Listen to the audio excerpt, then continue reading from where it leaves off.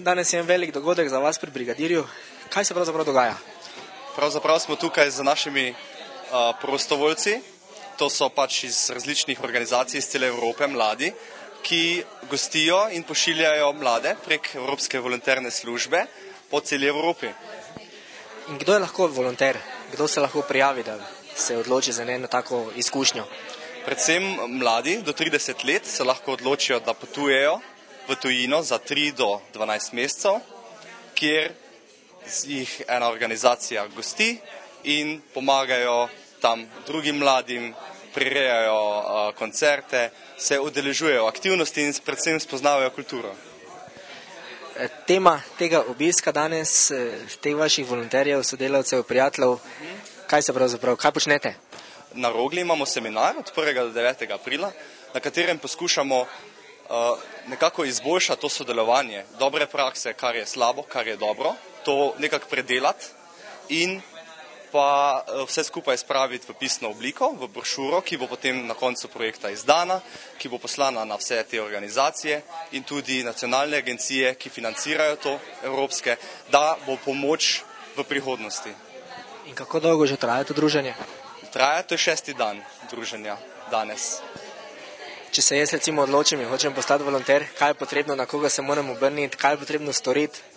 Potreba se obrniti na organizacijo, ki pošilja mlade na evropsko prostovoljno delo.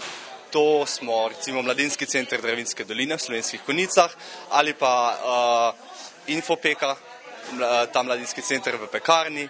Oni tudi pošiljajo in gostijo prostovoljce iz Evrope.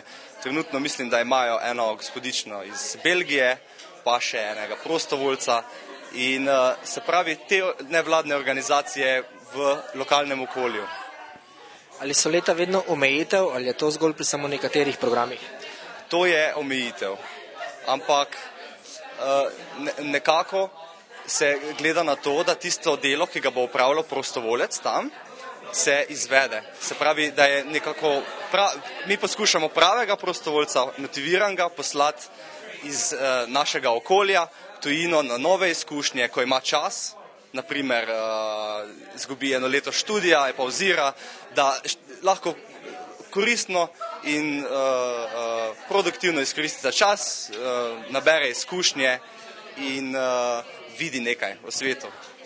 Se lahko potem tudi odločiš, recimo na katero prostovoljsko delo se boš odpravil, tema sama je že naprej določena, lahko izbiraš? Ja, lahko izbiraš. V resnici iščeš prvo temo, ki je tebi na kožo pisana, je to delo z otroki, je to prirejanje festivala, je to delanje z mladimi z manj priložnostmi, se odločiš in na to je ena velika baza evropska, v kateri ta organizacija, ki te pošlje, ti pomaga izbrati pravi program. In na podlagi tega potem recimo pridejo poštev 3-5 držav, odvisno čisto. Kolikšni so pa potem stroški posameznika? Posameznik nima stroškov s tem. Zato, ker sredstva prispeva Evropska komisija v sklopu programa Mladi v akciji in Evropske volontarne službe. Se pravi, za njega stroška tukaj ni. On vloži svoj čas in svojo voljo in motivacijo in željo predvsem, da gre na prostovoljno delo v tujino.